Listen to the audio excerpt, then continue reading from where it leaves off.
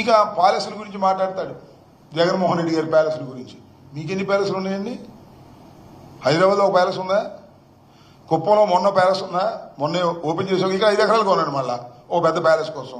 అది కాక కరగట్ట కింద ఒక ప్యాలెస్లో ఎవరి ప్యాలెస్లోనే ఉండేటటువంటి కార్యక్రమాలు ఇవాళ మీరు చేస్తున్నారు. మీరు కడపలో నిర్వహించినటువంటి ఈ మహానాడు అనుకున్న స్థాయిలో కాలా. అనుకున్న స్థాయిలో వైఎస్ఆర్ కాంగ్రెస్ పార్టీని భయపెడతా ఉన్నారు, భయపెట్టలా. కనీసం దిగజారిపోతున్నటువంటి తెలుగుదేశం పార్టీ క్యాడర్ యొక్క కాన్ఫిడెన్స్ ని బిల్డప్ చేస్తుందా అంటే అది లేదు. ఊరికినే గావు కేకలు అని అంటాడు. సోదరిమల్లారా, తమ్ముళ్ళారా, బ్రహ్మాండంగా సెక్స్ అయ్యాం అని చెబుతాడు. సెక్స్ అయ్యామని చూసినోడు చెప్పాలి కదా. అద్భుతంగా సెక్స్ అయింది మన మీటింగ్, అవునా కాదా అడుగుతాడు అనుమానం. మళ్ళా అవునైతే 2 చేతులు పైకెత్తండి, షౌట్స్ కొట్టండి. ఈ గావు కేకలు ఏంటంటే ఒక అభద్రతా భావంతో ఉన్నటువంటి పరిస్థితులు చాలా స్పష్టంగా కనిపించాయి. మొత్తం కడపలో జరిగిన మహానాడులో అనుకున్న స్థాయిలో అది జరగలేదు, తుస్సుమంది. దాని గురించి పాపం గావు కేకలు పెట్టేటటువంటి కార్యక్రమాలు చేస్తున్నారు. చివరికి ఇంకో మాట ఏంటంటే, ప్రజల్ని డైవర్ట్ చేయడం కోసం ఎవరండి హైదరాబాద్ నుంచి నర్సిరెడ్డి అంటే ఎవరు ఒక పొట్టుకుంటాడు, పుట్టుకొక్కలాగా ఆయన వచ్చి కామెడీ చేస్తున్నాడు, పద్దాలను చేస్తుంటాడు. ఏమంటాడండి ఆయన? తెలంగాణలో ముక్కోడు పోయాడు, ఇక్కడ తెక్కోడు పోయాడంట. ఏం మాట్లాడుతున్నావు? ఏమైనా చంద్రబాబు నాయుడు గారు నువ్వేమో నవ్వుకుంటున్నావా ఏంటిది? మొన్న కూడా అంతే.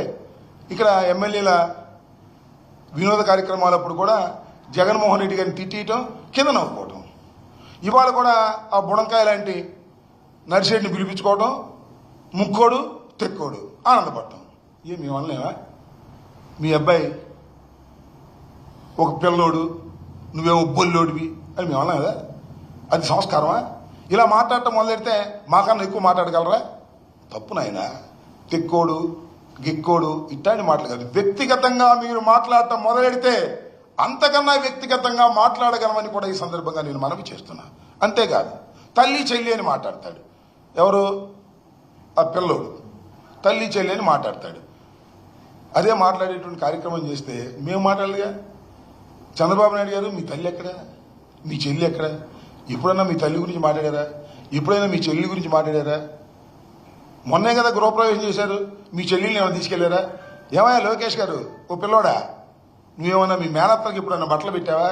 మీ మేనత్తలను ఇంటికి పిలిచావా? ఇట్లా కుటుంబ విషయాల గురించి మాట్లాడటం మొదలెడితే మేము మాట్లాడగలం అనే విషయాన్ని దయచేసి మర్చిపోవద్దు. సంస్కారహీనంగా మీరు మాట్లాడటం మొదలెడితే మా వాళ్ళు కూడా మాట్లాడతారు. ఇట్లాంటి అలవాట్లు చెయ్యొద్దయ్యా.